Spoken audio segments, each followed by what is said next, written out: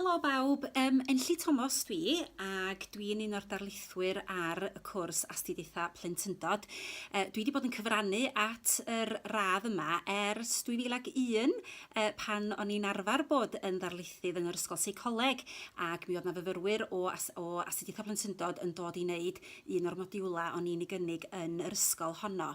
Dwi wedi bod yn yr ysgol addysg ers 2007, felly dwi wedi bod yn cael cyfrannu at y radd yma ers blynyddoedd lawar, a mae wedi bod yn fraint cael gwneud. Mae hon yn radd arbennig, a dwi'n siŵr y gnewch chi gyd fwynhau astudio efo ni yn yr ysgol addysg.